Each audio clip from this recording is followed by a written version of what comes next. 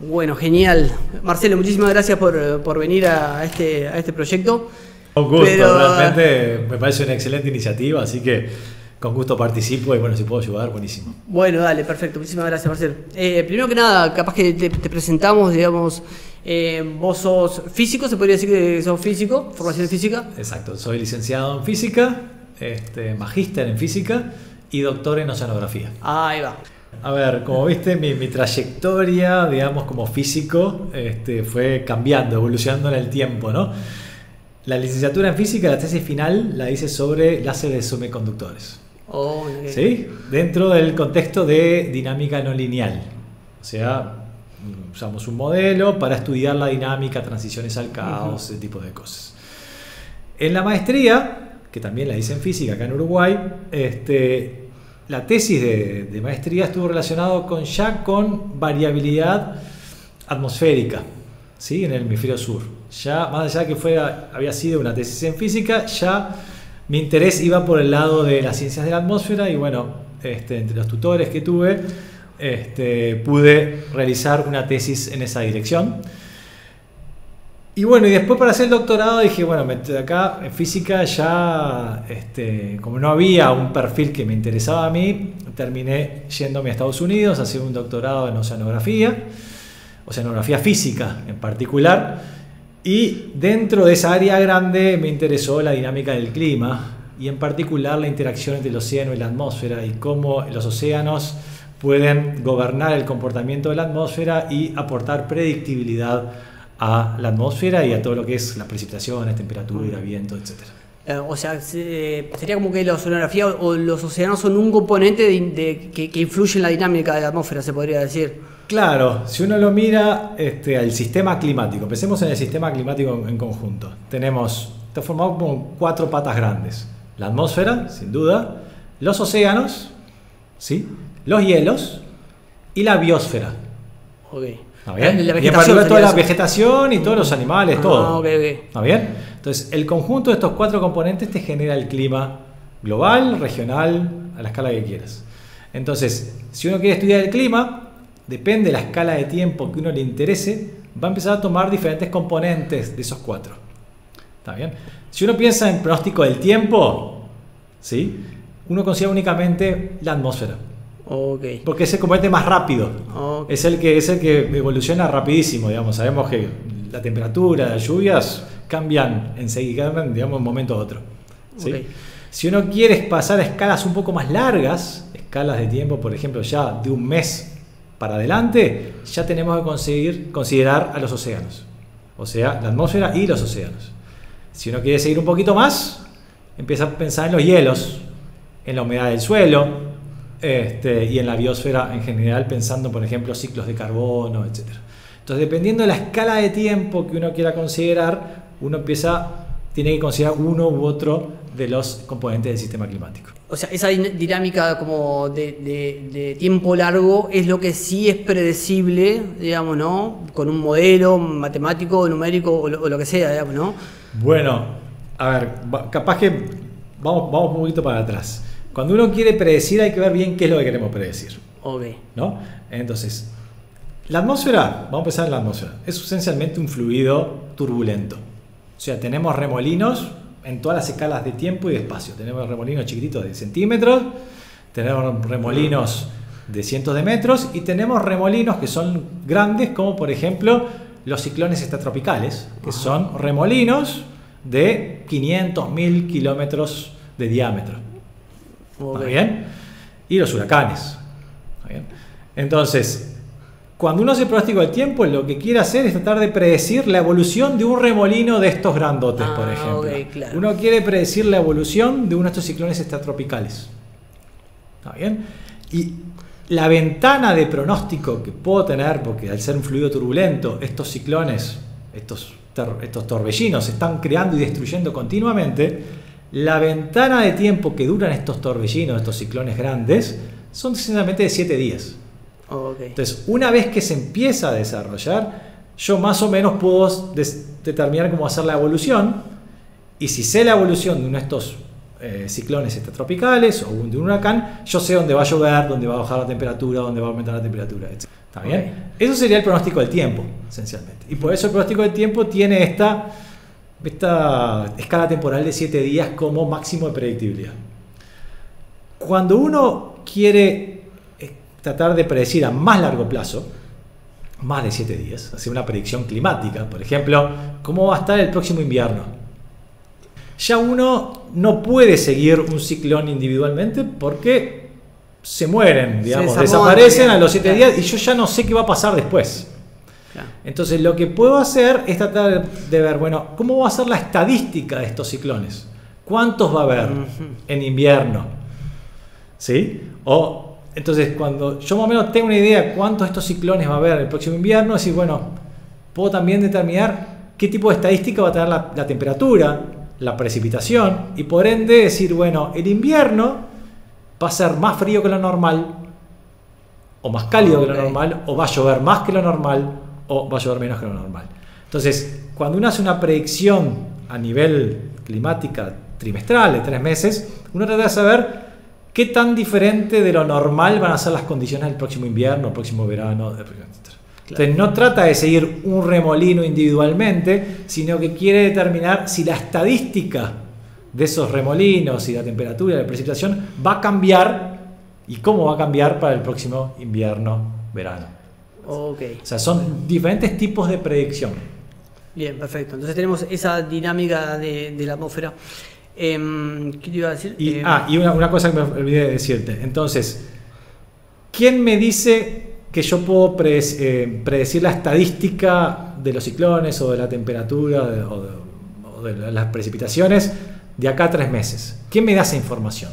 La atmósfera por sí sola no puede, porque pierde la memoria a los 7 días. Y ahí aparece el océano. Entonces el océano, como varía mucho más despacio, es más lento, es como la memoria del sistema climático, entonces me permite modular el comportamiento de la atmósfera. Entonces, cuando yo modulo el comportamiento de la atmósfera, eso me permite predecir qué es lo que va a hacer la atmósfera estadísticamente. ¿Sí? Entonces, ahí es donde aparece el rol de los océanos en determinar el clima atmosférico. Okay. O sea, puede modular y puede cambiar la estadística de las precipitaciones sobre Uruguay, por ejemplo. Ok. Entonces, cuando estamos hablando de el término dinámica de la atmósfera, estamos hablando de eso, digamos, ¿no? Cuando hablamos de dinámica de la atmósfera o dinámica del clima, me gusta pensarlo a mí, okay, porque es un sistema acoplado y a mí me interesa en particular la interacción entre el océano y la atmósfera. Okay. Pero cuando hablamos de dinámica, esencialmente sí, es eso, es tratar de entender el comportamiento de la atmósfera acoplado con el del océano. Okay. Por lo tanto, hay que entender de las dos cosas, del océano y de la atmósfera. Que esa dinámica ha tenido o sea, la dinámica que hay hoy en día no es la misma dinámica, o sea, no es la misma dinámica que tuvo siempre el clima, según entiendo. Hay una variabilidad natural de la... Bueno, a ver, el clima de la Tierra ha evolucionado durante los últimos millones de años que tiene la Tierra, y los climas que ha tenido la Tierra han sido muy diferentes. Uh-huh. Sí, para pensar, por ejemplo, el clima donde vivían los dinosaurios hace cientos millones de años atrás, era mucho más cálido que el actual, mucho más cálido. Al ser reptiles necesitan un clima bien cálido para vivir, y por lo tanto el clima era muy cálido. Desde los últimos 50 millones de años a la fecha ha habido como una tendencia al enfriamiento. Desde 50 millones de años a la fecha ha habido como un enfriamiento terrestre. Esto está uno puede mirar los registros paleoclimáticos, que después podemos hablar cómo se hace eso. Dale, sí. Uno puede ver que hay un enfriamiento claro de la temperatura media global. Y ese enfriamiento tiene que ver con muchas cosas. Uno es la deriva de los continentes, ¿sí? Otra es la actividad solar, ¿sí? Fundamentalmente esas cosas, y la concentración química de químicos en la atmósfera. Entonces esas cosas evolucionaban en el tiempo y por lo tanto el clima fue cambiando. Si uno mira el último millón de años, ahora llegamos a 1 millón de años, hemos pasado de eras muy frías, que son los periodos glaciares, a periodos interglaciares, que son los periodos cálidos. Entonces, la oscilación ha sido cerca de 100.000 años, más o menos, de que sube y baja, periodos cálidos, frío, cálido de vuelta, frío, ¿sí? Y esas oscilaciones climáticas tienen que ver fundamentalmente con la forma que llega la radiación del Sol a la Tierra. Okay. ¿De cuántos grados hablamos de eso frío? Estamos hablando por cerca de 5 grados a nivel global. ¿Sí? Pero las regiones, digamos, polares, un cambio mucho mayor. Okay. ¿Sí? Pueden ser 30, 40 grados de diferencia. ¿30, 40? Sí, wow. En las regiones polares. Pero en promedio y en la región tropical, que es donde cambia menos, cerca de 5 grados. ¿Está bien? Y bueno, entonces hoy día, después de estos periodos glaciar, interglaciar, glaciar, interglaciar, hoy día estamos en un periodo interglaciar, o sea, entre dos glaciaciones. Es un periodo cálido. A eso le llamamos el Holoceno. Es un periodo cálido. ¿Está bien? Y dentro de ese periodo cálido, que es el Holoceno, que el último máximo glaciar fue hace 20.000 años. De ese salimos de ahí y hace unos 10.000 años que estamos en el Holoceno. Más o menos, números redondos. Y ahora, sobre este periodo cálido, es que el hombre está esencialmente generando un calentamiento adicional debido a la emisión de gases de efecto invernadero. Ok. A eso quería llegar. O sea, hay una variabilidad que es natural de la atmósfera, pero el comportamiento humano está poniendo algo por arriba de eso, ¿no? Okay. A eso es lo que le llamamos calentamiento global. Bueno, está entre los términos calentamiento global, cambio climático, efecto invernadero. A ver si podés como decir, definir cada una de esas cosas, porque me parece que muchas veces se usan como sinónimos una de la otra y como que eso como que a veces genera como ataques, digamos, ¿no? Que dicen, no, me hablan de calentamiento global, pero en tal lado hace más frío, digamos, ¿no? Como ese tipo de... Entonces, a ver si podemos definir bien ese vocabulario para... Bien, perfecto. A ver, primero, digamos qué es el efecto invernadero. El efecto invernadero es... La atmósfera tiene una composición química determinada y hay algunos gases de la atmósfera, como el vapor de agua, el dióxido de carbono y el metano, y óxidos nitrosos, son los principales. Son gases que absorben la radiación infrarroja que emite la Tierra. O sea, viene la energía del Sol, ¿sí? Radiación de onda corta, la Tierra absorbe parte de esa energía y la emite. Cuando la emite hacia la atmósfera, estos gases absorben esa energía y la devuelven en parte hacia la Tierra. Es el efecto invernadero. Okay. Estos gases son los gases de efecto invernadero: vapor de agua, dióxido de carbono, metano, óxido nitroso. Eso no hay ningún tipo de cuestionamiento de que ahí eso no hay ningún existe. tipo de cuestionamiento, porque además es un fenómeno natural. Claro, claro. Es un fenómeno natural. Siempre existió. ¿Está bien? Entonces, si no existiera ese efecto invernadero natural, la temperatura en la Tierra, en lugar de ser en promedio 15 grados, sería menos 18 grados. Menos 18, ok. Menos 18 grados. O sea, sin ese efecto invernadero natural que tiene la atmósfera, que tiene la Tierra, la temperatura sería 30 grados menores al día de hoy, ¿sí? Y por lo tanto sería una especie de roca una fría. bola de hielo. Exactamente, sí. fría, exactamente. Entonces, ese efecto invernadero es natural. ¿Está bien? Ahora, ¿qué es lo que está haciendo el hombre? Lo que está haciendo el hombre esencialmente es emitir más gases de efecto invernadero debido a la industrialización, debido a la actividad humana en toda su actividad. Entonces, lo que emite son dióxido de carbono fundamentalmente y metano, que son los dos gases de efecto invernadero más importantes que emite el hombre. Entonces, cuando uno aumenta la concentración de gases de efecto invernadero en la atmósfera, ese efecto frazada, digamos, de que no permite que la energía se escape al espacio, sino que se quede en la Tierra, aumenta. Claro. Y eso es lo que hace que aumente la temperatura media de la Tierra. Entonces, para que tengan una idea, durante los ciclos glaciar e interglaciar, el dióxido de carbono también varía. ¿Sí? Existe una variación natural. Tenía una variación natural durante los ciclos glaciar e interglaciar. Durante los periodos fríos glaciares, la concentración de dióxido de carbono en la atmósfera es cerca de 180 partes por millón. Durante los periodos interglaciares, o sea, los periodos cálidos, la concentración de dióxido de carbono era de 280 partes por millón.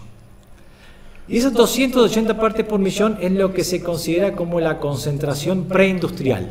Antes de que empezara la revolución industrial, la concentración durante el Holoceno, que son los últimos 10.000 años, era cerca de 280 partes por millón, que es como todos los otros interglaciares anteriores o similar. Lo que hizo el humano es pasar de ese dióxido de carbono de 280 partes por millón a 420 al día de hoy. 420 estamos 420 ya. estamos. Me acuerdo de la noticia de cuando pasó de 400, que no fue hace tanto, ¿no? Ahora estamos en 420. Mira. Entonces, ese es el efecto humano sobre el clima. Ese aumento en los gases de efecto invernadero. Entonces, lo que estamos haciendo es potenciando el efecto invernadero natural. ¿Está bien? Entonces, cuando hablamos al principio, para referirse a este efecto, la gente tendía a decir, bueno, hay un calentamiento global debido a este aumento de gases de efecto invernadero. Porque el foco estaba en la temperatura. Se hablaba solo de calentamiento. Pero después se entendió que en realidad el cambio climático es mucho más que un cambio de temperatura, un aumento de temperatura. Es mucho más. Hay aumento del nivel del mar, hay un cambio en las precipitaciones, hay un cambio en los casquetes polares, hay un cambio en la vegetación, hay cambios mucho mayores que no solo están restringidos a la temperatura. Entonces ahora ya no se habla más de calentamiento global, se habla de cambio climático, porque engloba muchas más variables.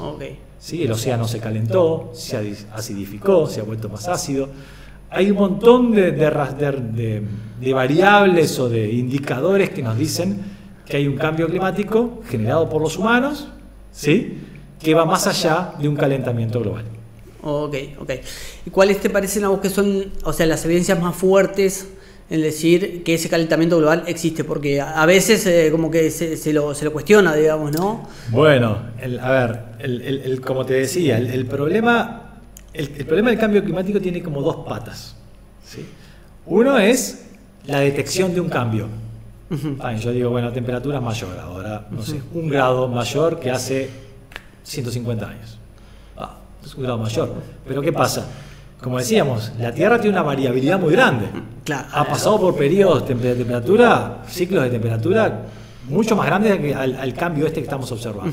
Entonces la pregunta es, ¿ese grado más que tenemos es realmente debido a la acción humana? Entonces la segunda parte del cambio climático es la atribución de ese cambio. Bien. Hay un proceso de atribución del cambio, ¿no? Entonces, para atribuir, eso es lo más complicado ahora, ¿qué significa atribución? Bueno, ese cambio es realmente debido a la acción humana. Entonces, ¿cómo lo podemos determinar? Y bueno, entonces, para responder esa pregunta, se hacen 3 cosas. Lo primero que tenés que tener son series de tiempo lo más largas posibles, instrumentales o eventualmente que consigas de otra forma. ¿Sí? O sea, desde el punto de vista, ¿cuándo empezaste a medir con un termómetro?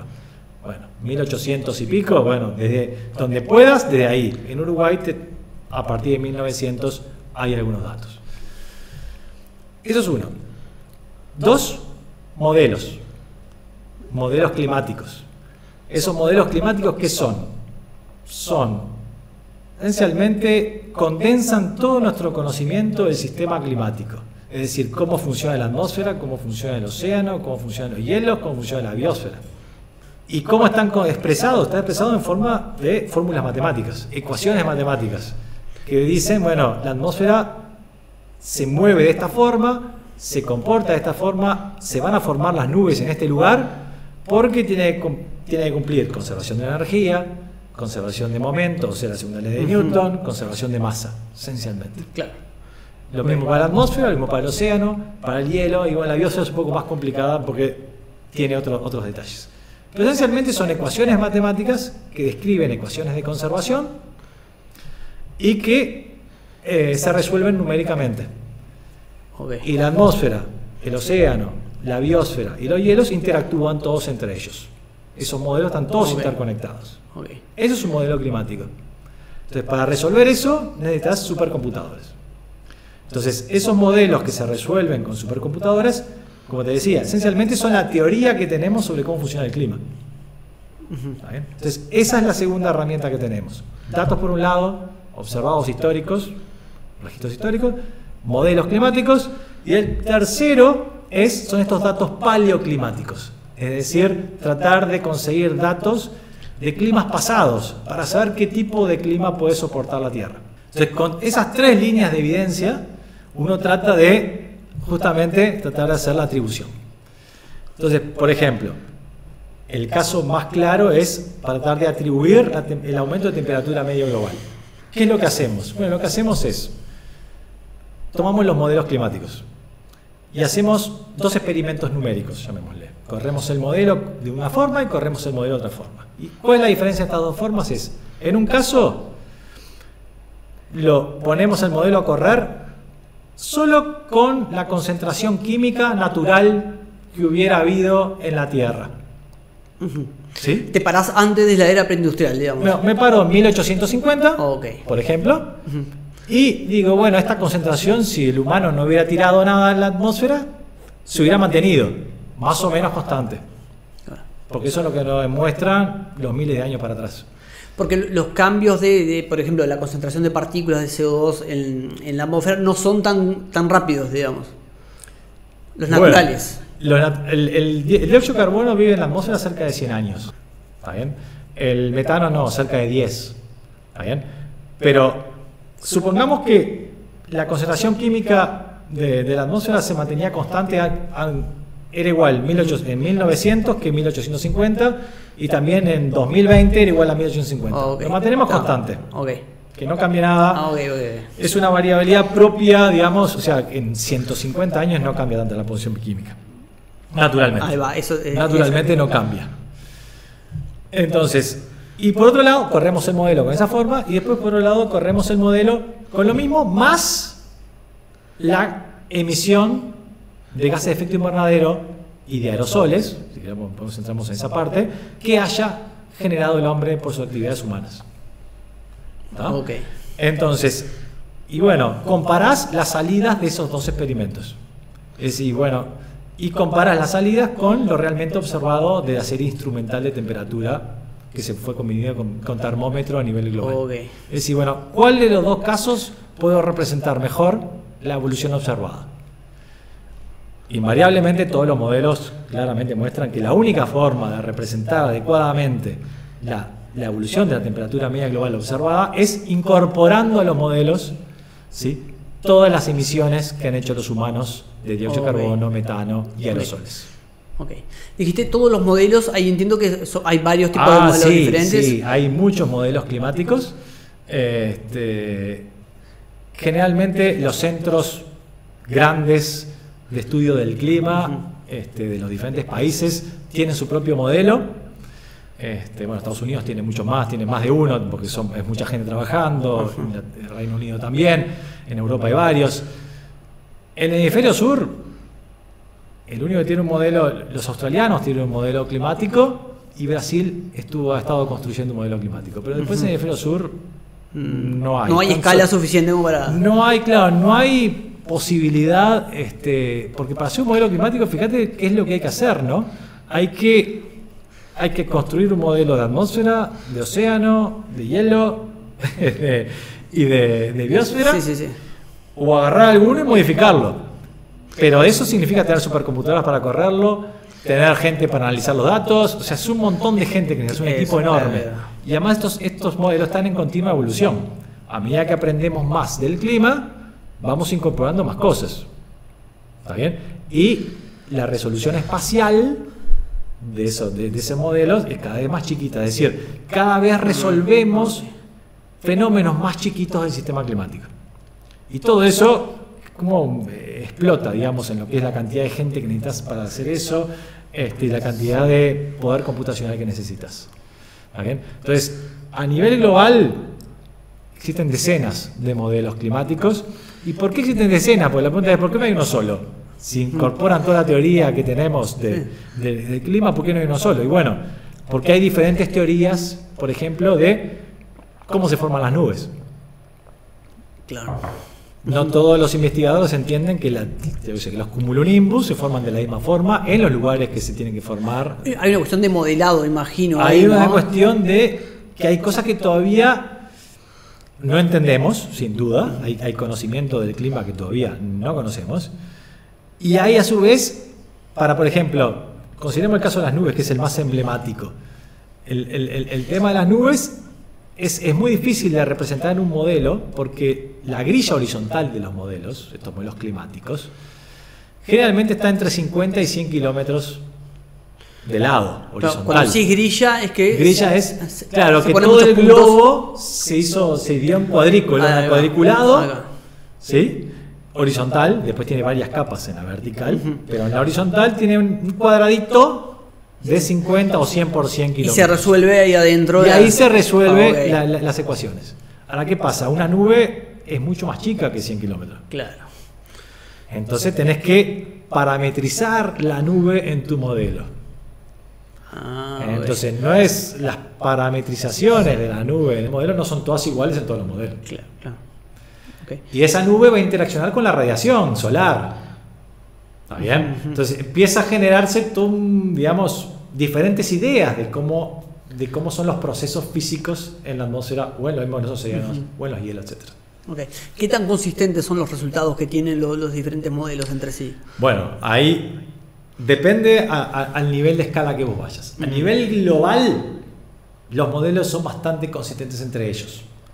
Pero cuando uno va a estudiar a escala regional, o sea, el cambio climático a escala regional que haya pasado ya o a futuro, la incertidumbre es mucho mayor. Porque es mucho más difícil para un modelo representar adecuadamente una región chica que un promedio global. ¿Está bien? Entonces las incertidumbres de los modelos, es decir, la incertidumbre en las proyecciones a futuro de los modelos son mucho mayores cuanto más chica es la escala. Okay. Porque los modelos empiezan a diferir más en las escalas chicas. Entonces las proyecciones, los cambios que te están diciendo que va a ocurrir, decir, bueno, yo qué sé, este modelo dice una cosa, este modelo me dice otra. Inclusive hay modelos que pueden dar, por ejemplo, tendencias opuestas. Por ejemplo, de lluvia. Ninguno te va a decir tendencias opuestas de temperatura. Todos calientan. Unos pueden decir que calientan más, otros calientan menos en la región, pero todos calientan. Eso es indiscutido. Eso no, porque el efecto invernadero, la física de eso se conoce hace 150 años. Claro. O sea, la base física está muy conocida. Exactamente. Entonces, ahí no hay problema. Pero cuando vas a los fenómenos como nubes, o sea, lluvia, ahí sí. Ahí las incertidumbres son mucho mayores y los modelos te pueden dar cosas, digamos, opuestas. Ok, perfecto. Quería preguntarte, se habla mucho a veces de cuando se hacen proyecciones de largo plazo, de acá al 2100, que va a haber 3 grados, que va a haber 1,5 grados, 1 grado. Son estos mismos modelos que estás hablando que se corren a futuro, digamos, ¿no? En distintos escenarios. Exacto.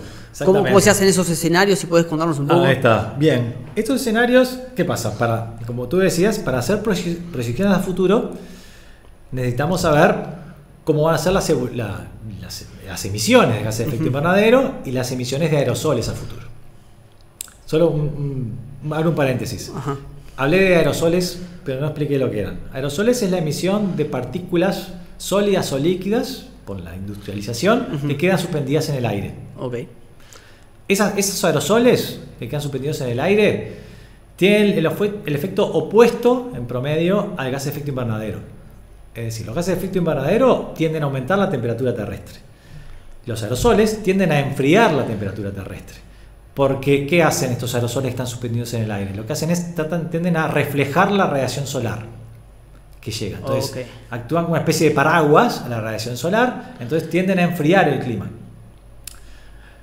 Uno puede estimar cuál ha sido a la fecha el efecto combinado de gases de efecto invernadero y de aerosoles por separado.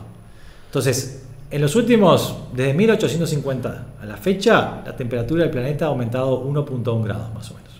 ¿Sí? 1.1 grados. Pero ¿qué pasa? Ese 1.1 es el efecto combinado de los gases de efecto invernadero, que lo calentaron, y uno puede estimar que calentaron 1.5 si hubieran actuado solos. Okay. Pero los aerosoles que también son generados por la industrialización, tienden a enfriar el clima en 0,4. Entonces el efecto combinado es que la Tierra se calentó 1,1 grados. ¿Está bien? Entonces de alguna forma nuestras actividades humanas no únicamente tienden a calentar el clima, sino que tienden a enfriar por otro lado. ¿Está bien? El tema que estos aerosoles son la contaminación que uno ve. Claro. Uno podría pensar, uy, qué bueno, pero no, tampoco. No, claro, justamente, uno no quiere tener contaminación. Entonces, cuando uno empieza a disminuir la contaminación, que está bien porque es una de las causas principales de muerte a nivel mundial, a nivel climático, ya los gases de efecto invernadero no tienen alguien que los contrarreste. Claro. Entonces, hay que bajar la contaminación, no hay duda de eso.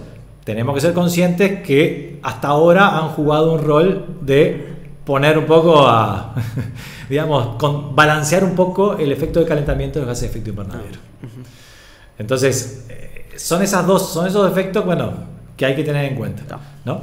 Entonces, cuando uno hace las proyecciones a futuro, uno tiene que saber, bueno, cómo va a evolucionar las emisiones de gases de efecto invernadero y de aerosoles en los próximos, por ejemplo, hasta el 2100. ¿Sí? Entonces lo que hacen, y acá se construyen escenarios. Y estos escenarios no son construidos por climatólogos, son construidos ya más a nivel social, que tienen que ver con el desarrollo humano. ¿Está bien? Entonces en el último...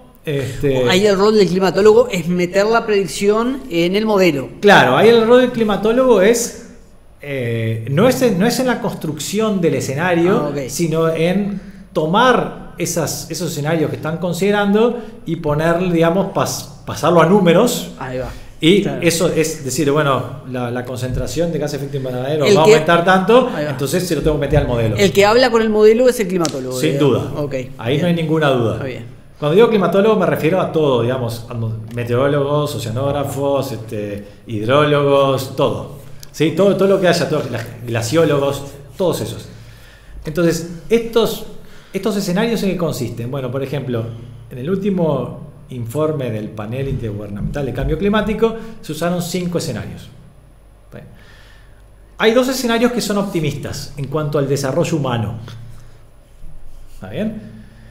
¿Qué significa optimista de desarrollo humano? Bueno, se disminuye la igualdad, la desigualdad, las instituciones son muy fuertes, hay educación para todo el mundo, etc.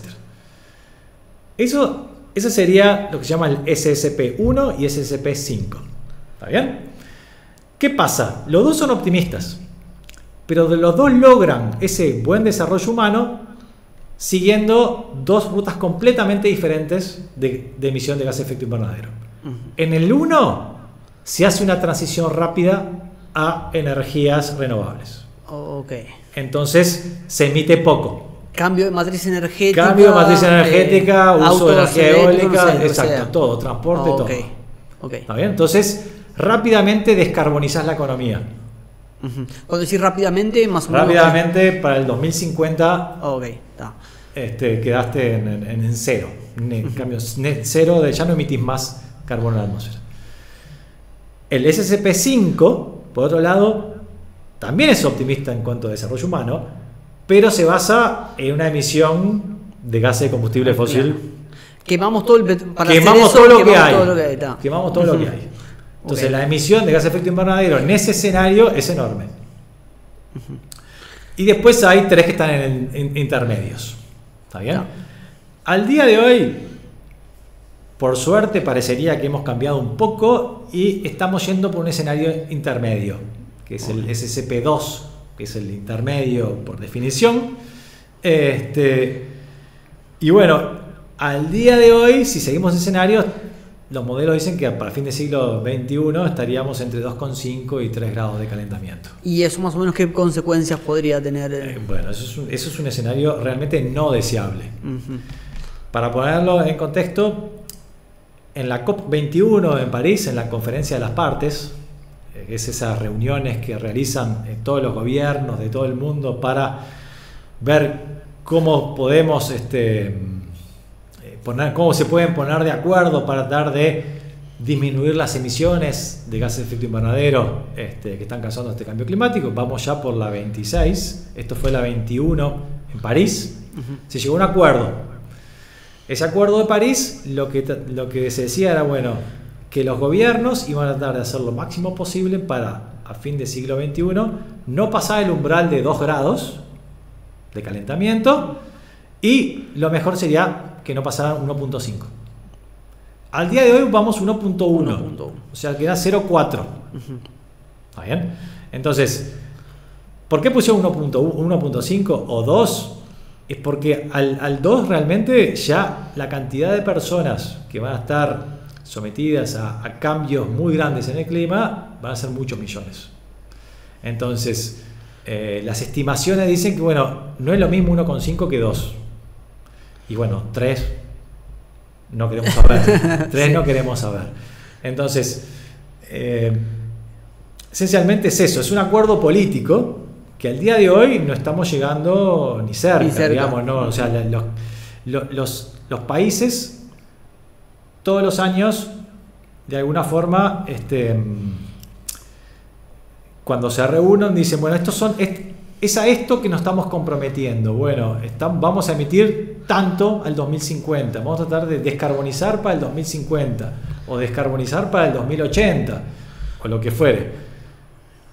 Pero todas esas promesas que se han puesto sobre la mesa al día de hoy no son suficientes para alcanzar el 1.5 al 2100. Claro. ¿Está bien? Y 1.5 ya hay cambios climáticos, o sea, ya al día de hoy hay cambios climáticos. Es observable ya. Es observable, es observable. Entonces 1.5 va a ser más observable, y cuanto más nos alejemos va a ser peor.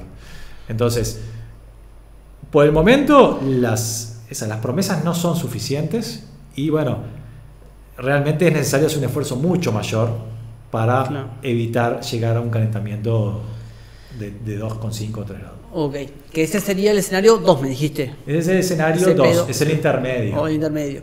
Peor escenario que estamos hablando. Y para Uruguay, para que tengas una idea, en las proyecciones que nosotros hicimos usando la salida de esos modelos, estamos hablando de 4,5 grados para el fin de 2100. Para el fin de 2100. Okay. En ese escenario intermedio, Uruguay para el fin de 2100 está en cerca de 2,3, 2,5 por ahí. Okay. Entonces, es mucho. Claro. Es mucho. Porque, o sea, no es solo que aumente. Porque cuando uno habla de cambio climático, hay que pensar hay que dejar bien claro en qué estamos pensando. No estamos solo pensando en que la temperatura aumenta 2 grados. ¿Está bien? Con ese aumento de temperatura de 2 grados, pongamos que aumenta 2 grados, lo que estamos también moviendo es que los eventos extremos de temperatura también cambian. ¿Está bien? Es decir, uno tiene una distribución de temperatura diaria alrededor de 2 grados, o sea, alrededor de la temperatura promedio. Si uno corre 2 grados en la distribución de temperatura, quiere decir que los eventos extremos de temperatura se van a hacer más frecuentes. Es decir, las olas de calor, las temperaturas más altas se van a hacer más frecuentes. Entonces, en el día a día, el humano lo que siente es eso. No siente este calentamiento gradual de 1 o 2 grados. Lo que siente es este aumento en los extremos climáticos, o sea, en olas de calor, en lluvias intensas, este tipo de cosas. Eso es lo que uno siente el día a día. Una consecuencia bien clara del cambio climático es cuando uno tiene una temperatura más alta, que ya la tenemos, la atmósfera puede contener más vapor de agua, porque el aire se calienta, el aire más cálido puede contener más vapor de agua, porque hay algo que se ha mantenido históricamente, y es que la humedad relativa se mantiene constante. Nadie sabe exactamente por qué, pero la humedad relativa tiende a mantenerse constante. Entonces, uno aumenta la temperatura, aumenta el contenido de vapor de agua en la atmósfera. Entonces, las tormentas tienen esencialmente más combustible, porque las tormentas esencialmente viven del vapor de agua que se convierte en lluvia. Entonces uno tiene más vapor de agua, va a tener tormentas más intensas. Y eso es algo como que lo básico. Y no hay forma de escaparse de eso, digamos. Es una relación bastante directa. Es una relación muy directa. Claro. Por cada grado de aumento de temperatura tenés un 7% de aumento de vapor de agua. La ecuación de Clausius-Clapeyron Me de acuerdo de termodinámica, sí, es bueno, verdad. Es esa. Entonces, Sí. esa es la relación. Entonces no hay forma digamos, de escaparse. Claro. Es física básica, digamos. Claro. Mientras se mantenga la humedad relativa. Algo parecido a lo que pasa con con el efecto invernadero, digamos, ¿no? Es tipo, da eso, no hay no otra hay forma. mucho. Hay cosas grandes que están. Claro. ¿Qué pasa? El cambio climático no solo cambia las propiedades termodinámicas, también cambia la circulación. Entonces, para que llueva, no solo tiene que haber más agua, sino también tiene que estar dadas las condiciones de los vientos, ¿sí? Adecuadas para que llueva más o llueva menos. Entonces, el cambio climático te puede cambiar la circulación. ¿Está bien? Entonces, en algunos lugares puede ser que este aumento de vapor de agua esté contrarrestado por un cambio en la circulación. No es obvio eso, digamos. Pero lo que digo es que por lo menos desde el punto de vista termodinámico, si uno tiene mayor temperatura, tiene más vapor de agua y las tormentas tienen más combustible para actuar. Claro. Entonces, bueno, y eso es lo que sentimos, porque yo insisto, cuando uno dice, bueno, va a aumentar 1 grado o 2 grados de acá a 2100, y sí o que se parece poco. Ayer teníamos, ¿cómo teníamos? 20 y pico de grados. Sí, estaba. Y hoy tenemos máxima que tenemos. Estamos en pleno 17. julio, estamos en pleno invierno, ¿no? No, pero está bien, pero hubo un cambio en un día, Una amplitud por lo grande. menos 7 grados de temperatura máxima. Sí. Entonces vos decís, bueno, 1 grado, 2 grados, ¿qué me hace? No funciona así. Lo que funciona es que si vos aumentás 2 grados la temperatura promedio, los eventos extremos de temperatura empiezan a aumentar. Porque se te corre la distribución de temperaturas diaria. Entonces vas a tener mayor número de eventos diarios de temperatura alta. Lo mismo con las lluvias. Entonces ahí es donde nosotros tenemos que pensar. Cuando uno habla de cambio climático no es solo un cambio en el promedio, sino un cambio en la variabilidad. Ok. O sea, cómo llueve. Eso es lo peligroso, además. Y eso, digamos, eso es lo que sentimos nosotros. Claro. Eso es lo que sentimos nosotros. Uno puede también ir y decir, bueno, va a haber más sequías, va a haber más inundaciones. Bueno, en nuestra región no está muy claro todavía con respecto a qué va a pasar con las sequías. Las proyecciones de los modelos climáticos dicen que serían más frecuentes, un poco más intensas, pero menos duraderas. Eso es lo que dice el último informe del IPCC, del Panel Intergubernamental del Cambio Climático, que salió en 2022. Pero lo que sí también advierte es que la confianza de esas proyecciones es relativamente baja. No hay gran confianza, porque hay pocos estudios.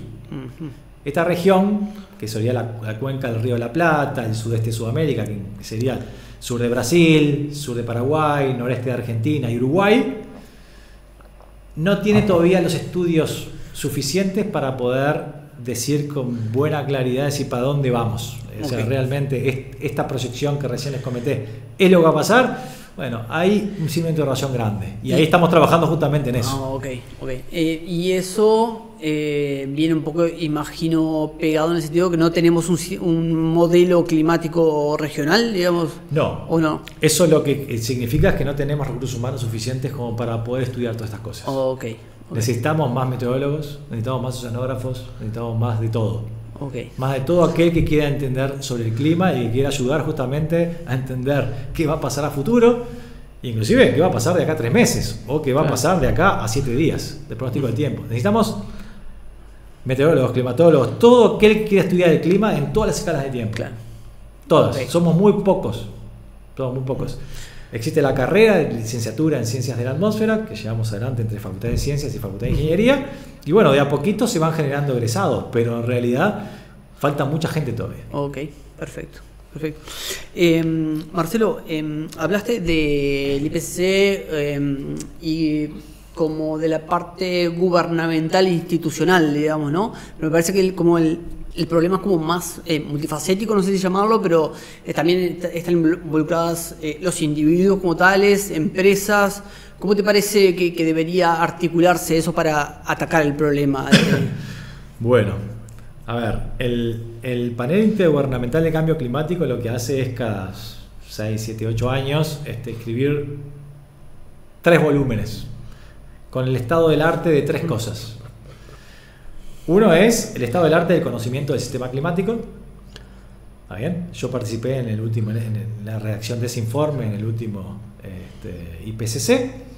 Y después hay otros dos volúmenes. Uno tiene que ver con la vulnerabilidad, impactos y adaptación. Y el otro tiene que ver con la mitigación. Y cuando hablo de mitigación, lo que significa es cuáles son las medidas necesarias para emitir menos dióxido de carbono. ¿Sí? O sea, mitigación no es... Porque a veces mitigación se confunde con adaptación. No es mitigar el impacto. ¿Está bien? Es tratar de emitir menos. No es decir, va a pasar, vemos cómo nos arreglamos, no. No, eso es adaptarse. Okay. Eso es adaptarse. Mitigar es tratar de emitir menos. Cuáles son las tecnologías que hay, etcétera, para emitir menos. ¿Está bien? Entonces, ahí se describe el estado digamos, de todo el mundo en cuanto a estas tres áreas. Ahora, ¿qué pasa? Evidentemente esto no es un problema que uno pueda resolver a nivel individual solamente. Esto requiere de toda la sociedad, de todos los países, de que se pongan de acuerdo. Y realmente ha sido muy difícil. Estamos en la COP26 y todavía las promesas de emisiones todavía no son suficientes para que la temperatura no sobrepase el 1.5 para el 2100. Entonces, bueno, realmente la pregunta es una pregunta muy amplia la tuya, digamos. Realmente es difícil contestarla así, realmente, pero no hay más solución que tratar de hacer varias cosas. Uno, emitir menos. ¿Cómo emitís menos? Bueno, hay dos posibilidades. Seguís gastando la misma cantidad de energía o más y pasás a renovables, a energías renovables. Cuando decís lo demás es que la transición energética cuesta energía, digamos, ¿no? No, en el sentido de que la sociedad cada vez quiere gastar más energía. Bueno, sí, eso sí. La sociedad cada vez gasta más energía. Eso creo que es una de las... es algo que es muy claro a nivel mundial. Es casi como naturaleza humana, digamos, ¿no? Más o menos, sí, cada vez queremos más cosas. Sí, claro. Y, sí. bueno, cada más un auto cosas... para cada uno, viajar en avión, si es posible, uno para cada uno también, ¿no? Entonces, bueno, ahí tenés ese crecimiento de energía, ¿no se para? O sea, no lo moderás de alguna forma. La única forma es pasar a energías renovables. Capaz que habría que hacer las dos cosas. Pasar a energías renovables que no emitan dióxido de carbono y también tratar de disminuir el consumo de energía en todas sus formas. Guardar la necesidad de consumir energía para actividades que son realmente más importantes. Entonces, bueno, ahí hay todo un problema filosófico, digamos, claramente detrás. Sí. ¿Qué tipo de sociedad querés? ¿Con sociedad de consumo?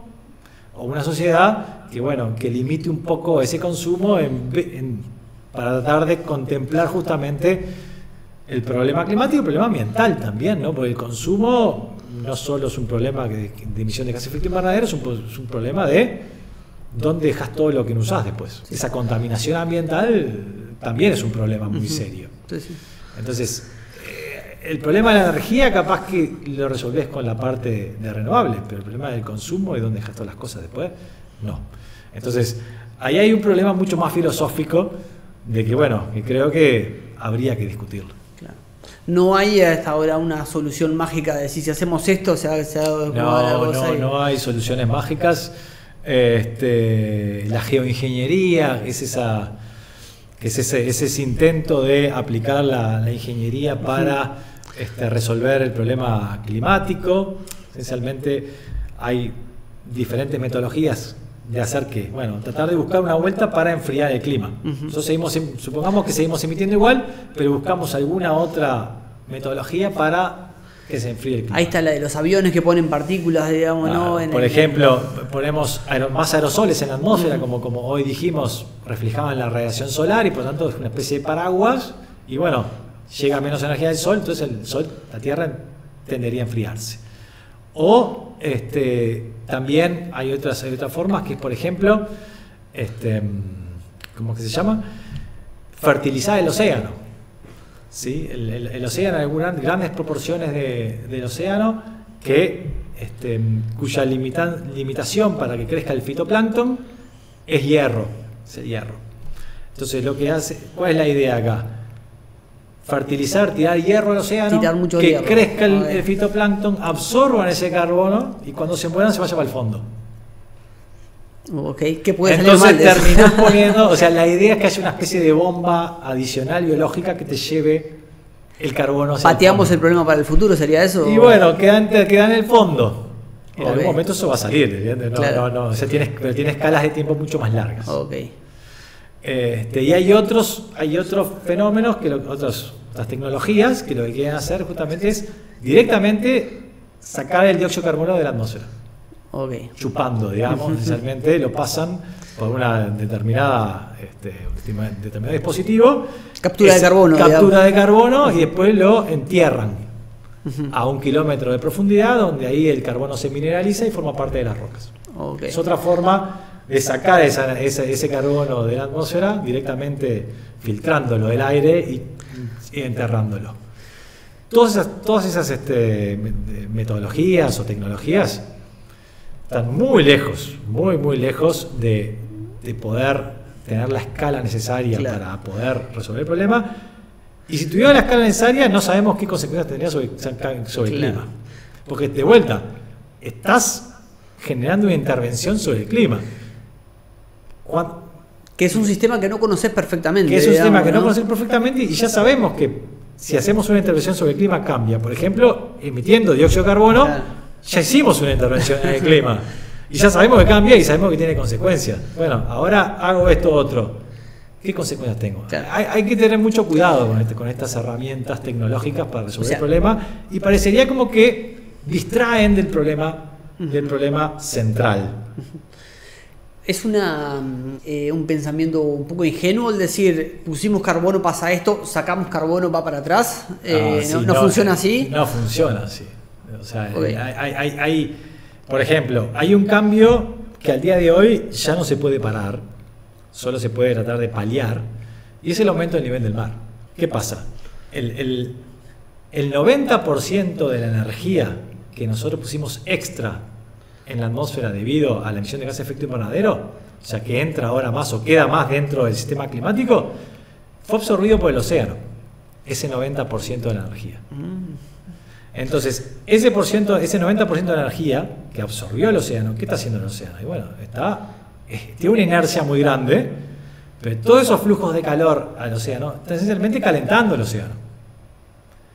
Y cuando el agua se calienta, se expande. Y si se expande, sube el nivel del mar. Eso, sumado al descongelamiento de los casquetes polares, porque está más cálido, que termina en el agua, pues a través de los ríos, termina en el océano, ha aumentado el nivel del mar al día de hoy a nivel global cerca de 20 centímetros en los últimos 100 años. Las estimaciones de aumento del nivel del mar para el 2100, las más optimistas, si seguimos el escenario en el cual nos convertimos toda la energía a renovables, el SSP1 que te decía, es que igual para el fin del siglo XXI el aumento del nivel del mar va a ser de 0,5 metros, o sea 50 centímetros. Acá tenemos que aclarar que es el nivel del mar, no que se corre la línea costera 50 centímetros. Digamos, ¿no? Sube el nivel del mar Sube el 50 nivel- centímetros. claro. Y ahí se mete para adentro. Y ahí se mete para adentro lo que puede, dependiendo de la digamos, pendiente ¿no? que haya. Ajá. Esa parte ya no es posible parar. O sea, hay un mínimo de medio metro de aumento del nivel del mar para el 2100. Ahí sí, adaptación, digamos, ¿no? Ahí no Eso hay es- forma más que adaptarse. Ujú. Lo que podés es que no sea peor. O sea, el SSP2, que es el que nosotros estaríamos transitando, está más cerca de 1 metro, digamos, el aumento del nivel del mar. Ok. Entonces, por eso digo que hay algunas cosas que eventualmente, si funcionaran y si no hicieran nada al sistema climático, podrían ayudar. Pero no, con eso no resolvés todo el problema. Hay cosas que no las podés parar. Y eso es lo que capaz que a veces la gente se olvida, ¿no? Esto no tiene una solución puramente tecnológica porque no hay. Claro, eso Ahí está. ya está. Por eso, uno de los conglomerados de países más perjudicados por el cambio climático son todas las naciones que viven en las islas Ah, ok. de Oceanía, todas esas islas que están dispersas en el Pacífico. Si no me equivoco, hay una isla que se llama Micronesia, que ya como que la gente se estaba yendo. Y como Y que hay habían- algunas que, claro, porque están a nivel del mar. Ah, esencialmente. claro. Ahí pocos centímetros tienen un impacto muy grande, Tiene- imagino. Exacto. Y además a eso tenés que sumarle, por ejemplo, tormentas más intensas que generan oleajes más intensos. Y bueno, todo suma. Hacen inviable la vida en esa. Claro, en esos lugares, se llama Island Nations, son naciones, digamos, que viven en islas. Ha sido el grupo que ha sido más vocal en justamente decir, bueno, nosotros tenemos un gran problema y esto no hay forma de pararlo, no empeoremoslo más.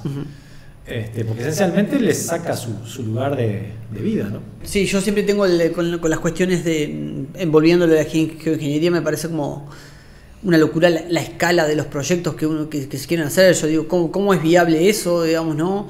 Y también pienso en la energía que tenés que poner para hacer, o sea, tendría que estar muy seguro de que eso va a funcionar bien como para siquiera pensar en hacerlo, ¿no? Además, uno esperaría que la energía para hacer eso no puede ser quemando dióxido de carbono. Sí, claro. Tiene que ser como una renovable. Por ejemplo, hay una en Islandia que está haciendo esto de captura de carbono, que usa energía geotérmica. ¿Está bien? Pero la escala es de prueba, digamos, es para ver si funciona, esencialmente. Claro. Además, tenemos que pensar que, volviendo al tema de energía, las energías renovables generalmente ocupan mucho espacio. Perdón. Ya sea son de baja densidad. Eólica, ya sea la solar, ya sea la hidrógeno verde. Todo implica espacios. Y bueno, ¿y dónde lo vamos a colocar? Claro. Hay ecosistemas ahí que van a cambiar porque estamos... O sea, hay que tener mucho cuidado, digamos. No hay una solución mágica acá. Por eso... digamos, la solución de eso es simplemente hacer una transición energética renovable. Bueno, es necesaria, pero ojo con lo que hagamos, ojo donde estamos poniendo las cosas, porque hay que ponerlo en lugares donde el impacto ambiental sea lo mínimo posible. Sí, me hace acordar que hay un físico famoso, no me acuerdo quién era ahora, que decía que todos los problemas complejos tienen una solución simple, usualmente errónea. Bueno, entonces me parece que como que se escuchan muchas soluciones mágicas que vos decís, bueno, y con esto arreglamos todo, y te pones a analizarlo un poquito y te das cuenta que... No hay. Pensemos que, para volver a tu pregunta anterior, el sistema climático es un sistema altamente no lineal. ¿Qué significa esto? Que vos le pegás una patada y no tenés ni idea cómo responde. Entonces, eso es lo que estamos tratando de determinar. Es la patada que le estamos pegando por poniendo todos estos gases de efecto invernadero en la atmósfera. ¿Qué se va a hacer el sistema climático? ¿Qué está haciendo? Y esta patada, capaz que por ahora es una patada suave, pero donde lleguemos pateando fuerte. Y no olvidemos, para ponerlo en contexto, estamos en un momento de la Tierra, de la evolución de la Tierra, que es muy particular, porque estamos dentro de un periodo interglaciar. Los periodos interglaciares generalmente no duran mucho tiempo en los últimos millones de años, duran algunos miles de años. Los periodos fríos duran mucho más.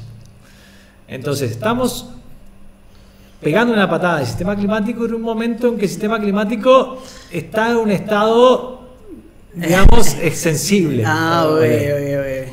Entonces, no es cualquier momento, no estamos en un periodo frío, glaciar. Ahí capaz que da más gusto. Bueno, ahí por lo menos parece no ser tan sensible a cambios. Los periodos interglaciares, los cálidos, duran poco porque son sensibles a los cambios. Entonces, y ahí es donde estamos nosotros pegando una patada. Entonces hay que tener mucho cuidado. A veces se pierde un poco de vista justamente la perspectiva más paleoclimática de dónde estamos parados. Creo que ahí alguna vez lo dijo muy bien, y es, de alguna forma, el hombre... Esa separación hombre-naturaleza no hace bien a nadie. Lo que tiene el hombre sí es que en este momento somos como los guías de esto. Donde nosotros metamos la pata, no solo somos nosotros los que vamos a sufrir. Y eso es una cosa que también a veces la gente se olvida. Todos los ecosistemas dependen de las decisiones que nosotros estamos tomando. Toda la vida en el planeta. Entonces, con más razón, tenemos mucha responsabilidad de hacer las cosas bien. Y si eso igual, aunque desde el punto de vista de conciencia no nos dejara ya preocupados, también si lo vemos de otro punto de vista, todos los ecosistemas nos proveen servicios. Entonces, si nosotros jorobamos a los ecosistemas, van a dejar de proveer los servicios a nosotros y ahí vamos a vernos peor, más perjudicados. Entonces, no hay forma acá de una solución fácil. Es así, pero lo que hay que sí hacer justamente es tratar de entender bien lo mejor posible cómo funciona el sistema. Y eso, bueno, eso estamos. Marcelo, hay un boom ahora bastante importante del tema de inteligencia artificial. ¿Está teniendo eso un impacto en el estudio del clima? ¿Puede tenerlo? ¿Qué te parece? Bueno, a ver, la inteligencia artificial ha aparecido ya en lo que tiene que ver con el pronóstico del tiempo. Sí, algunas firmas muy importantes a nivel mundial como Google y Nvidia han desarrollado lo que llaman como Twin Earth. ¿Qué significa? O sea, son como tierras gemelas, ¿sí?, de la realidad basada en inteligencia artificial. ¿Qué es eso? Esencialmente entrenaron un modelo de inteligencia artificial en base a datos meteorológicos históricos. Y con ese nuevo modelo que ellos entrenaron pueden hacer pronósticos del tiempo. ¿Pronóstico? O sea, pronóstico de acá 7 días. 7 días, ok. Sí, no, okay. No climáticos. No climáticos. Pronóstico del tiempo de acá 7 días. Pero bueno, de a poquito eso va a ir avanzando. O sea que sí, ya hay mucho interés en usar inteligencia artificial para encarar el problema climático y tratar de ver si se puede mejorar esa parte.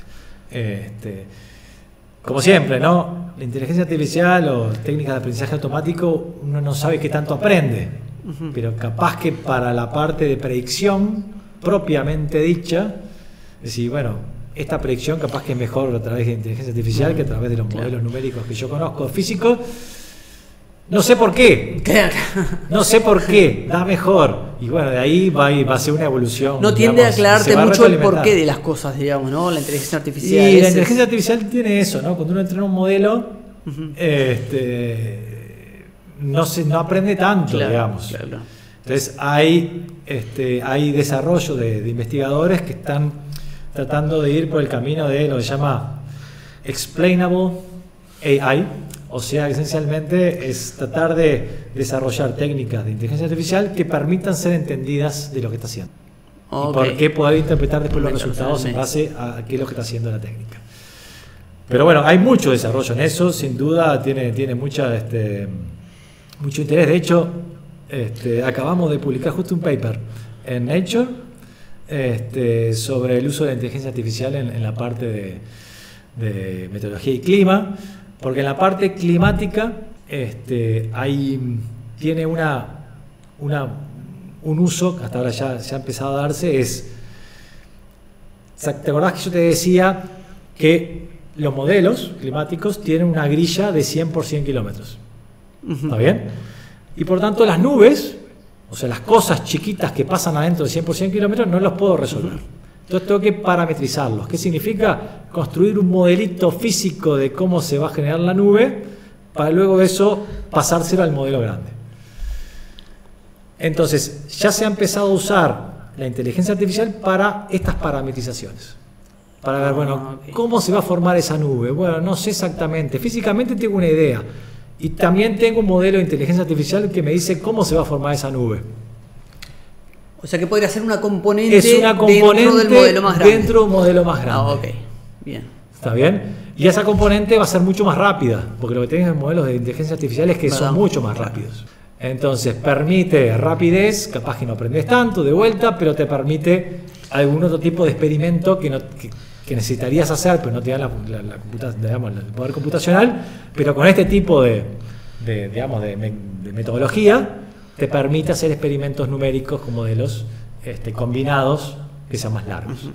Entonces sí, efectivamente hay mucho interés de la inteligencia artificial aplicado a estudios meteorológicos y climáticos. Genial, buenísimo. La verdad que me parece muy, muy bueno, y muy increíble. Bueno, cambiando ahora un poco de tema, Marcelo, ¿cómo ves el tema de el activismo climático, la gente que se pega al piso, que le tiran salsa de tomate a las obras de arte, toda esa cuestión catastroficista? No sé si existe la palabra, pero sí, ¿cómo ves eso? A ver, yo creo que los activistas climáticos tienen que existir. Claramente tiene que haber, porque como te decía, ha habido 26 años de reuniones a nivel de gobiernos, a nivel mundial, y los avances no han sido suficientes. Por lo tanto, tiene que haber un movimiento social que de alguna forma presione a los gobiernos para que efectivamente lo pongan esto en esta gente y se lo tomen en serio. ¿Está bien? De eso creo que no hay ninguna duda.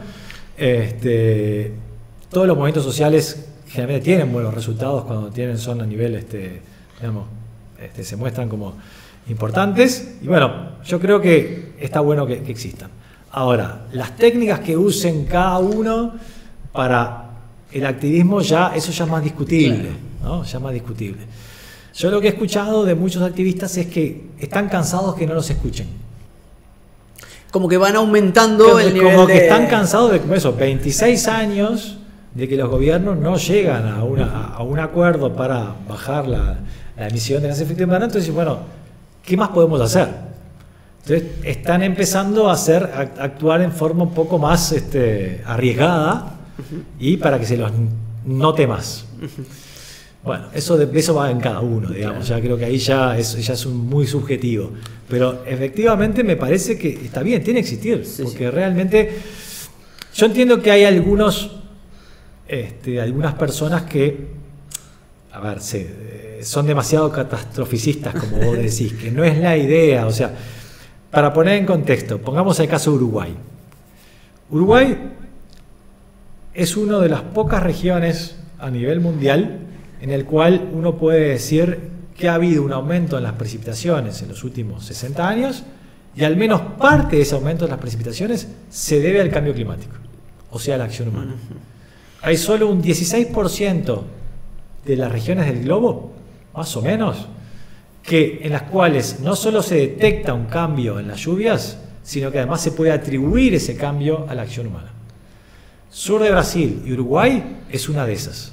Ha habido un aumento en las lluvias y se puede atribuir ese aumento, al menos en parte, a la acción humana. Ese aumento de las lluvias ha traído un aumento en las lluvias extremas, en los días con lluvias extremas a nivel del país. ¿Cuál es ese aumento? Bueno, estamos hablando entre un 5 y un 10% en la frecuencia de ocurrencia. Bien. No estamos hablando de un 100% de aumento, no estamos hablando de un 50%, estamos hablando de un 5, un 10%. Pongamos un 10% como número. ¿Está bien? Entonces, ha habido cerca de un 10-15% de aumento del promedio de las lluvias y cerca de un 10% de aumento en el número de eventos extremos de lluvia que ocurren a nivel país. Fundamentalmente en verano, otoño y primavera. ¿Está bien? Entonces, claro, por ahora, vamos 1.1 grado de calentamiento. Si esto realmente no hacemos nada y seguimos emitiendo gases de efecto invernadero como loco y llegamos a un calentamiento global de 4 grados, bueno, evidentemente todo se va a desmadrar. Entonces se va a desmadrar todo. No, por ahora estamos en el 2, en el SSP2, que te decía, es un escenario intermedio, que a fin del siglo XXI habría entre 2,5 y 3 grados a nivel global. Eso es muchísimo igual. Es muchísimo. Es un cambio ya importante. Es un cambio muy importante. Okay. Sí, no es para decir, no, eso no pasa nada. No. Es un cambio muy importante. Entonces, creo que sí, que bueno, no hay ninguna duda que esto hay que pararlo, digamos. No. Pero tampoco nos vayamos al otro extremo si se cae el mundo, digamos. Claro. No es el caso. Hay que poner las cosas en perspectiva. Y bueno, por eso justamente es bueno poder estudiar el clima, poder saber qué pasa en particular en Uruguay y no simplemente ver los titulares que vienen de todos lados, decir, bueno, sí, aumento de sequías, aumento de lluvias extremas, aumento de calor, bueno, pero en Uruguay, ¿qué efectivamente todo eso ocurrió? Bueno, ocurrió esto. Y va a aumentar, si seguimos aumentando el calentamiento, va a aumentar más el número de eventos extremos de lluvia, va a haber más olas de calor, esas cosas van a ocurrir. Pero al día de hoy estamos hablando de un 10% en los cambios de eventos extremos. Entonces, hay que ponerlo en perspectiva para no irnos para el otro lado tampoco. Yo creo que también esas alarmas como que a veces juegan un papel contrario, digamos, ¿no? a lo que quieren lograr, porque si uno dice, dentro de 5 años va a pasar no sé cuánto, y después eso no pasa, es como desacredita a todo lo otro que realmente son estudios serios y como que se quieren hacer predicciones de verdad, digamos, ¿no? Claro, no, sin duda. Ese problema es un problema bastante frecuente en esta área. Claro, yo entiendo, hay de vuelta, hay gente que hace 26 años que está tratando, luchando con esto, y decir, bueno, pero no me dan pelota. Sí, sí, entonces, claro, te vas para el otro lado. Sí, sí, sí. El problema es que a veces te puede jugar en contra. Ese es el problema. Entonces ahí hay un balance que bueno, que es difícil, digamos, ¿no? Depende de cada uno, cómo lo maneje, etcétera. Pero bueno, el activismo climático creo que es importante. Marcelo, ya para ir terminando, espero que esto lo escuchen algunos chicos que se interesen en el tema. Si querés contar qué es lo que se trabaja acá en Uruguay, cómo la gente puede, o sea, qué camino debería seguir un chico, no sé, ahora está en el liceo, pero capaz que estudiando en facultad, lo que sea, y dice, escucha Marcelo, me interesa me interesa el tema, quiero aportar algo, ¿cómo sería más o menos la forma de proceder? Bueno, bien, a ver, generalmente, a ver, cuando uno quiere estudiar ciencias de la atmósfera, oceanografía, clima en general, la componente física del clima, uno tiene que saber bastante de matemáticas y física. Y no hay forma de escaparse de eso. ¿Está bien? Entonces, el mejor camino sería, bueno, ser quinto científico, sexto, no sé cómo se llama ahora, físico-matemática, creo que se llama. Y después, a nivel de facultad, existe la licenciatura en Ciencias de la Atmósfera, que justamente forma meteorólogos, climatólogos. Como te decía al comienzo, yo tengo un doctorado en oceanografía, o sea que si a alguien le interesa la parte oceanográfica también está. Paréntesis, hay una licenciatura en oceanografía que se está generando a nivel de la Facultad de Ciencias en conjunto con otras 10 facultades a nivel de la universidad. Ese plan de estudios de oceanografía está estudio del claustro y esperemos que sea aprobado este año. Entonces, ahí hay otro camino. Uno puede estudiar licenciatura en oceanografía, licenciatura en ciencias de la atmósfera. Y bueno, específicamente en nuestro departamento, que nos dedicamos fundamentalmente a ciencias de la atmósfera y física de los océanos, hay varias líneas de trabajo.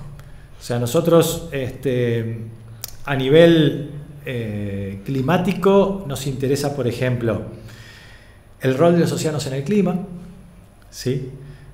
Los eventos extremos de lluvia, de temperatura, el estudio de las sequías, la circulación oceánica en la región, ¿sí? Y cómo eso influye el clima de Uruguay. También nos interesa la parte más sinóptica, o sea, la parte más de predicción del tiempo, pero no en el sentido de que nos dediquemos a la predicción del tiempo, porque eso se dedica, por ejemplo, a los servicios, o sea, Inumet en este caso. Pero nos interesa entender cómo funciona la atmósfera para poder hacer una predicción a 7 días o a un mes o a 3 meses, etc.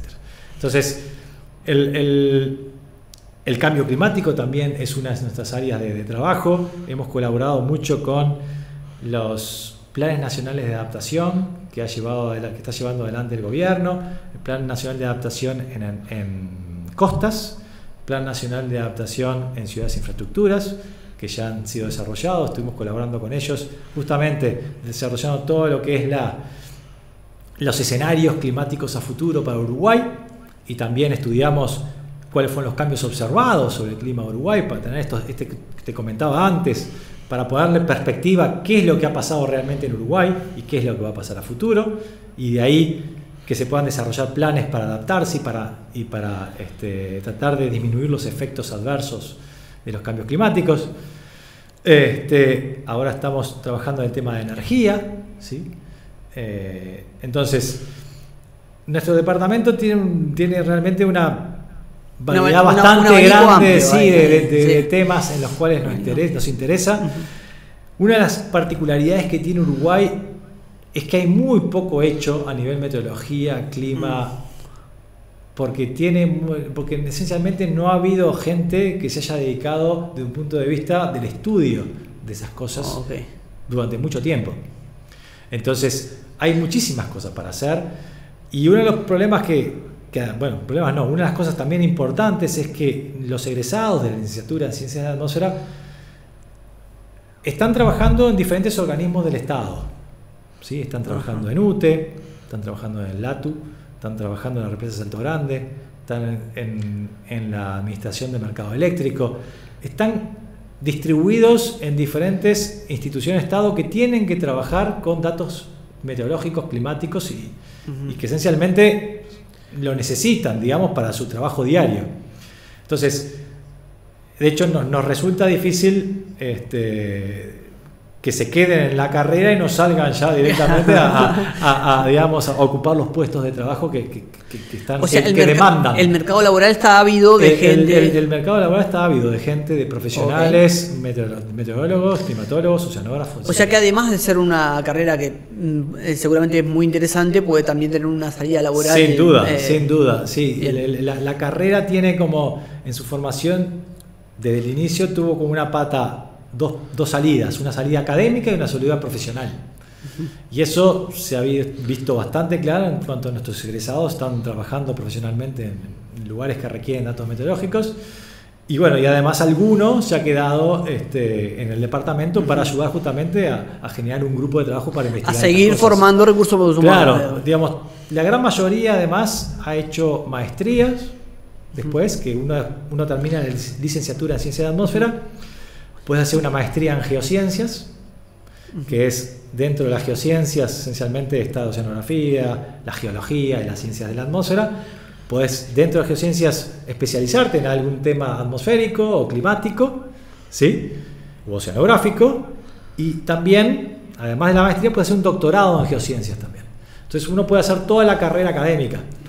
Pero hacer esa carrera académica no solo no es que una vez que hayas terminado la carrera académica con el doctorado, te tengas que quedar en la academia, te tengas que quedar trabajando en la universidad. No, hay egresados nuestros, doctores, que están trabajando justamente en instituciones públicas.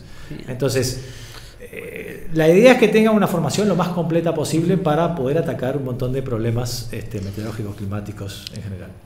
Bueno, genial. Entonces, por lo que veo, hay un abanico grande, pero hay que ponerse a estudiar, digamos, ¿no? Hay que ponerse a estudiar, sí. Hay matemática, física duro. Y sí, esa parte de matemática y física no hay forma de escaparse, porque la atmósfera, el océano, el clima tiene una componente física. Claro. Y la componente física esencialmente es entender qué es lo que está haciendo. O sea, ¿por qué se mueve el aire? Claro. ¿Por qué se mueven las corrientes del océano? ¿Por qué se forma una nube? ¿Por qué ahí y no en otro lado? Y eso es termodinámica, es dinámica, es la combinación de cosas que te dicen, bueno, ahí se va a formar una nube y esa nube va a tener esta forma. Entonces, no es posible estudiar meteorología, clima, si uno no tiene una buena base de física y matemática. Bien, perfecto, clarito.